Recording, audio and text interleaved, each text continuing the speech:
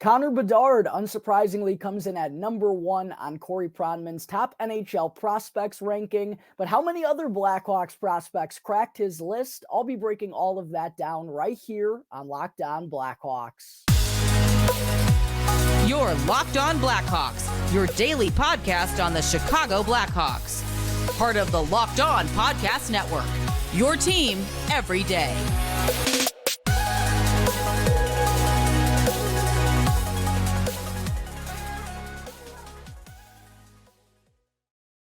What's up, everyone? Welcome on in to another episode of Locked On Blackhawks, part of the Locked On Podcast Network, your team every day. Today is Monday, August 28th. I'm your host, Jack Bushman.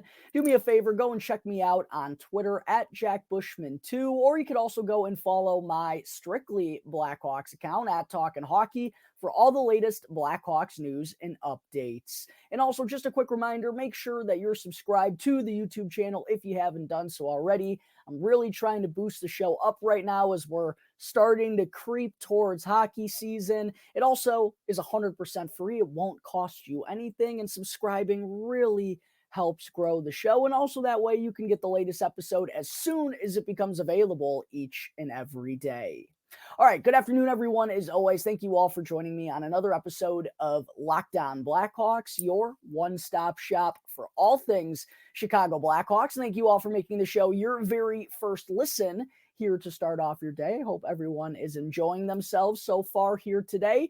And to kick things off on the show with the last episode that I put out being my reaction to Corey Pronman's top NHL prospect pool rankings, where he had our Chicago Blackhawks coming in at number 2 behind only the Anaheim Ducks. And I went on to debate that a little bit and went back and forth. And by the way, go and check that episode out if you haven't done so already and you want to hear more about why the Blackhawks have the second ranked prospect pool in the entire NHL, according to Pronman, potentially the best prospect pool in the entire NHL as well, in my opinion. Make sure to go and check that episode out. But since that episode, Corey Pronman has also come out with his top NHL prospects and players under the age of 23. And of course, a handful of Blackhawks prospects found themselves in that ranking. So without further ado, let's go ahead and get into the good stuff right away, baby. And it doesn't take very long, because coming in at number 1, unsurprisingly,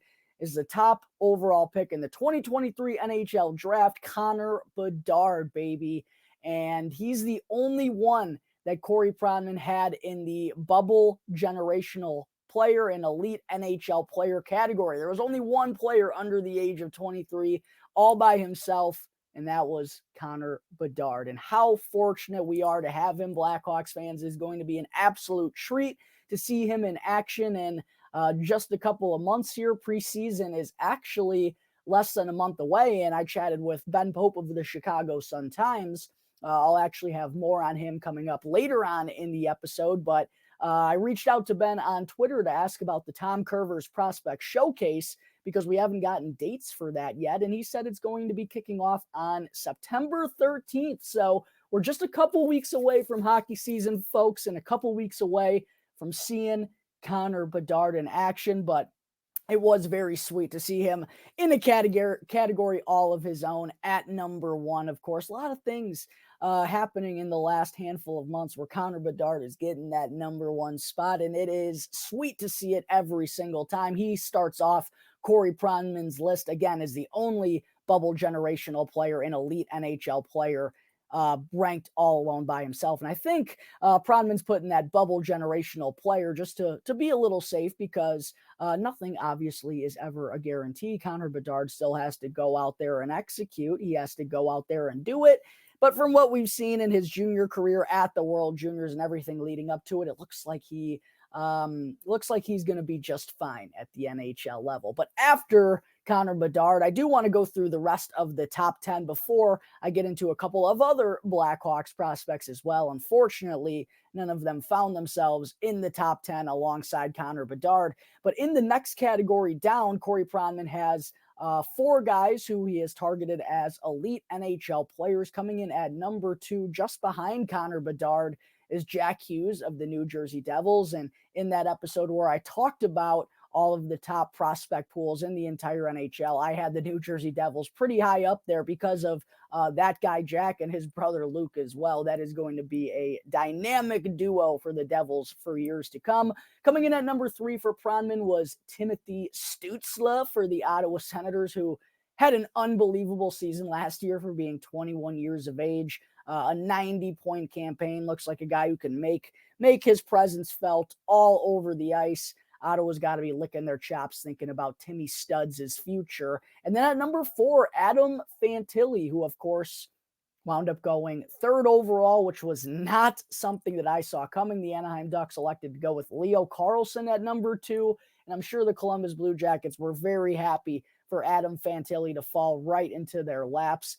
The thing about Fantilli in comparison to Connor Bedard or maybe someone like Jack Hughes, I'm not Tim Stützle does have some size, but Adam Fantilli's a big boy and he can throw his weight around. He's a physical presence. I think that's really going to help him transition to the NHL next year as well. So he comes in at number 4. And then the last player that Corey Pronman had in this elite NHL player category, interestingly enough, was the guy who went 7th in this year's draft, but very well could have gone 2nd. And in any other year, probably would have gone number 1. That's Matvei Michkov. And man, it was a bold move by the Philadelphia Flyers, but it was a pick they absolutely had to take because this kid's upside is truly ridiculous. And the only concerns are just about him being a Russian prospect and how long they have to wait maybe for him to come to North America. But the Flyers are in a position where they can wait. I mean, if he pans out in 4, 5, 6, 7 years, they're going to be happy. They need a stud out there, and that has the potential to be a home run pick for them. Interesting that, he's one of the 4 guys in this elite NHL players list, and he wound up going 7th overall because of some concerns surrounding him in this year's NHL draft. But those were the 4 guys that Pronman had in the elite NHL player category. In the bubble elite NHL players and NHL All-Stars, he had Dylan Cousins at number 6. Man, he would have been a really solid pick for the Blackhawks at number 3. Different than another guy in this category, Trevor Zegras, who, yes, would have been a solid, absolutely home run pick at number 3 for the Blackhawks. But I remember covering that draft very well, and there wasn't a lot of buzz about Trevor Zegras going number 3. There was a slew of guys in the mix for that 3rd overall selection, but Trevor Zegras really wasn't generating that much buzz. And for me, I really like the size and skill combo of both Kirby Dach and Dylan Cousins. Those were the 2 guys that I was really torn in between. And to see what Cousins has become these last couple of years in Buffalo, a little bit of a hard pill to swallow. He comes in at number 6. Matty Beniers, who was a stud for the Seattle Kraken this past year, comes in at number 7. Trevor Zegras comes in at number 8. And then Luke Hughes, the youngest Hughes brother, comes in at number 9. Then we go into the NHL All-Star category and we get Leo Carlsson, Cole Caulfield, Mo Seider, Owen Power, Matt Boldy, who we're going to be seeing in the Central Division for quite some time, unfortunately. Mason McTavish of the Anaheim Ducks, Will Smith, the 3rd overall selection for the San Jose Sharks, and then, or the 4th overall selection, excuse me. And then Bowen Byram at number 17 was where Corey Pronman capped his NHL All-Stars list. But throwing all that to the side, let's get into some Blackhawks prospects that also found their way into this ranking. The next one up at number 31 was Kevin Korchinski, and he was put into the top of the lineup player category. And I agree with this. I think Kevin Korchinski has all the tools to be a really dynamic offensive defenseman for the Blackhawks one day down the road. And I think that's really nice for them to have, considering who else is in their prospect pool on D right now? Isaac Phillips, defensive big body defenseman. Alex Vlasic, same category. Ethan Del Mastro, same category. Nolan Allen, same category. To have someone who's a little bit different and a smooth skater on the back end who's known for his offense in Korchinski, I think surrounding him with all of these defensive prospects one day down the road is really going to let him play to his strengths, be a little bit of a rover out there, and that's what he does best. Uses that skating ability to glide all over the ice and make plays, loves jumping up into the rush to give his team a little bit of an odd man break, and super excited to see what's going to happen with Kevin Korchinski this year. We still really don't know. Is he going to be in the NHL? Is he going back to Seattle? $1 million question that a lot of Blackhawks fans are going to be keeping their eyes on during training camp. Next Blackhawks prospect in this ranking was Lucas Reichel at number 58. I felt like this was I mean, there are a lot of good players in this ranking here, right? But I felt like Lucas Reichel could have been a little bit higher, potentially than number 58, especially if he carries over that momentum that he gained at the end of the season. I know the Calder Cup playoffs didn't go very well for him in Rockford, but he was playing through some injuries as that came out. But man, he looked so comfortable and so confident in himself and in his game in that final stint with the Blackhawks at the end of the year. Was close to being a point per game guy in those final 15, 16, 17 games. And I think he's going to be a really solid top six forward for the Blackhawks for a long time to come. Next Blackhawk prospect up was Oliver Moore at number 79. Just another friendly reminder that he fell into our laps at number 19, something I literally never thought was possible. I didn't really even cover Oliver Moore all that much in the offseason leading up to the draft because I saw no way that this guy was going to go anywhere outside of the top 10. Absolutely flabbergasted, but super blessed that Oliver Moore was available there at number 19. That skating ability, man. Elite prospects were the ones who said it in all their years covering prospects. They've never seen a skater like Oliver Moore. I think he's in a really good position. With Connor Bedard being kind of the forefront and a center as well, Oliver Moore can kind of do his thing on both sides of the puck and not really be worried about driving offense solely for the Blackhawks when they have Connor Bedard kind of in that role as their top line center of the future. Then dropping down a little bit as a middle of the lineup player was our boy Frank the Tank Nazar. And they're throwing a little bit of shade his way. And I do understand it. Let me say that first.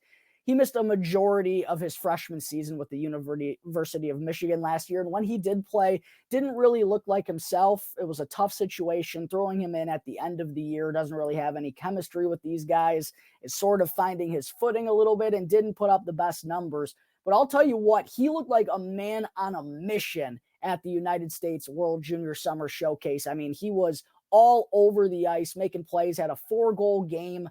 That's the Frankie Nazar that I saw at Blackhawks training camp and development camp last year, buzzing all over the ice, absolutely hardworking, huge motor, and a lot of skill that I think is going to make him another top 6 piece moving forward. I think this is going to be a little bit of a revenge year for Frank the Tank Nazar, and I think this is a little bit of a disrespectful ranking here. Again, I get it because of the injury, but I think he's going to be out for blood in his sophomore campaign with the Wolverines. And I like to see him playing with a chip on his shoulder. Then at number 158, Wyatt Kaiser, a little interesting to me, another middle of the lineup player, according to Corey Pronman. I didn't see Kaiser being the defenseman that the other than Korchinski, of course, being the next defenseman prospect in Corey Pronman's rankings here. But obviously there's a lot to like. He's a smooth skating defenseman. Really solid college campaign with the University of Minnesota Duluth. Got in 9 games with the Blackhawks at the end of last year. I thought he was, getting his feet wet and finding his footing a bit there. But there is a lot to like. He is a little bit of a bigger guy and can skate very well, has some offense to him, has grown defensively and played huge minutes for the Bulldogs in college. But a little bit curious that he was the next one coming in here for Corey Pronman. And the last Blackhawks prospect to crack this list, another interesting one, Ilya Safonov, who was a 6th-round pick a few years ago and didn't really seem like much of an intriguing prospect until this past season where he put on a clinic and actually became the captain of his KHL team at just 21 years of age, put up 37 points in 64 games, guy who has some really good puck handling and another hard worker. We've seen a lot of that since Kyle Davidson's taken over as GM, but a very interesting kind of surge from Ilya Safonov these last few years. I don't know how many Blackhawks fans had him on their radars recently, but definitely someone to keep an eye out for moving forward. But all in all, really good to see a lot of Blackhawks prospects find their way into this list. They had 4 of them in the top 80, and of course, none other than the number 1 prospect in the entire NHL, Connor Bedard. It's setting the Blackhawks up very pretty moving forward. And the best part is there's only going to be more prospects added to this list year after year with all the draft picks that Kyle Davidson has accumulated. And that, my friends, is how you go about a full-scale rebuild. All right, there are all the Blackhawks prospects that Corey Pronman had in his top NHL prospects list. Coming up in just a moment here, I will go over a couple of additions that I think should have been added to his list as well. But first, I need to talk to you all about FanDuel and take your first crack at betting on Major League Baseball with FanDuel. And you can get 10 times your first bet amount in bonus bets up to $200. That's right, just bet $20 and you'll land $200 in bonus bets right now, win or lose. It's $200 that you can spend betting the money line, the over-under, or you can even bet on who is going to hit the first home run of the game, all on an app that's safe, secure, and super easy to lose. And a big W from my Chicago Cubs the other night. I've been riding super hot with Cody Bellinger getting a hit and the Cubs. Money line, Cubs plus 1.5. We're getting some meaningful baseball here. They've been playing in a lot of close games, and Cody Bellinger just keeps on striping that baseball. That duo's won me a lot of money over on FanDuel. There's no better place to bet on Major League Baseball than FanDuel, America's #1 sports book. So sign up today and visit FanDuel.com/lockedon to get up to $200 in bonus bets. That's FanDuel.com/lockedon. FanDuel, an official partner of Major League Baseball. All right, we're back here on the Locked On Blackhawks podcast. For segment 2, I want to kind of pick up where I left off from Corey Pronman's top NHL prospects list under the age of 23, but I do think he missed out on a couple of Blackhawks prospects who I feel like could be middle of the lineup players. I don't want to say at worst, but I feel like these are the expectations that I kind of have for these guys. Whether that's fair or unfair, we'll find out in a few years. But I do think, and I do understand as well, there are, 32 NHL teams. He's got to obviously, pick from all of them and go through all the best prospects. So there undoubtedly were going to be some guys left off, but I do think there are a few other worthy Blackhawks prospects that could have been put into those same categories, especially with Wyatt Kaiser and Ilya Safonov to kind of round things out there in the middle of the lineup list. For starters, I kind of referenced this in last segment, and this isn't meant to be a knock on Wyatt Kaiser, but I just don't really understand why he's a middle of the lineup player in Corey Pronman's mind and someone like Ethan Del Mastro or Alex Vlasic aren't. And when Corey Pronman dropped his prospect pool rankings and the Blackhawks came in at number 2, he had Alex Vlasic all the way at the bottom of his list and as someone who has a chance to play NHL games. And that kind of left me scratching my head a little bit there because Vlasic, I really think he had a very solid first year in professional hockey with the Rockford Ice Hogs last year. And the one critique that Pronman had about him was whether or not he said his offense was a huge question mark. But with Wyatt Kaiser and with Kevin Korchinski and Seth Jones, obviously, as well, I just don't think the Blackhawks are really going to be concerned about the offense that Alex Vlasic and the numbers that he's going to be putting up. No, they really want him to build upon his 6'6" frame and that long reach of his and to kind of fill out to be a physical defensive zone presence for years to come, And I also think they were giving him more opportunities offensively down in Rockford to kind of round out that part of his game. And I thought he responded to that really well. I don't think Alex Vlasic is ever going to be a gifted offensive player, but I think once he starts, and he's still only 22 years old, once he kind of figures out that large frame of his a little bit more and turns into a grown man, basically, is where I'm going with this. I think he has all the tools to be a really solid shutdown defensive defenseman for the Blackhawks one day down the road. And maybe I'm higher on him than some other folks, but I had Alex Vlasic. This was prior to the 2023 NHL draft, but I had him as the 4th best prospect in the Blackhawks organization right now. And I know this was a year ago, but at last year's development camp, he was head and shoulders above everybody. And I don't think he did anything within the last year to kind of hinder himself. So I was a little bit befuddled by Alex Vlasic's ranking. I do think he's another guy capable of being a middle of the lineup player for the Chicago Blackhawks in just a couple of years. And I think Ethan Del Mastro really is in that same category. And you can kind of critique his offense as well. I don't think that's ever going to be the strength of his game in the pros, but that is an area where he has grown these last couple of seasons in the OHL as well. Was a point per game guy for Sarnia and Mississauga this past season. Has won 2 gold medals with Team Canada at the World Juniors, just been racking up a ton of good experience. And he's really been the shutdown, big left-handed defensive defenseman everywhere that he's been. He'll be headed to Rockford next year as well, making the leap to the pros. But I think Ethan Del Mastro is going to be a top 4 guy for the Chicago Blackhawks team during this competitive window that hopefully opens up in a couple of years. And just, again, watching him last year in the preseason and in training camp, and for a guy of his size, the poise that he has with the puck on his stick, I mean, it never looks like he's in a rush. He takes what's available to him, doesn't force anything, but always gets the job done, always gets the outlet pass out of there, knows when it's time to get rid of it and when he can kind of get away with skating behind his net.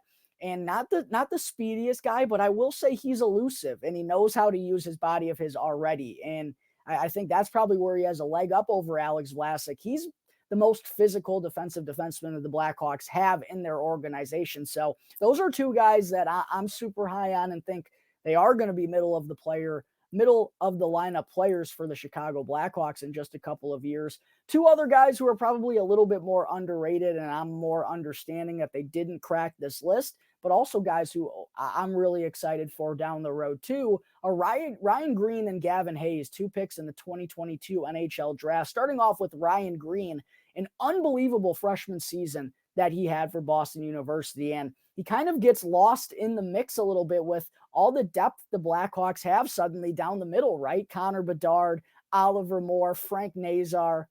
Ryan Green, I think, has the capability of being a very good 2-way center down the road. Was a 3rd-line center for Boston University basically all of his freshman season and took on more and more of a meaningful role as the season progressed. And as an 18-year-old in college hockey, put up 31 points in 38 games. Really solid freshman season for him. And for Gavin Hayes, an explosive 40-goal campaign for the Flint Firebirds.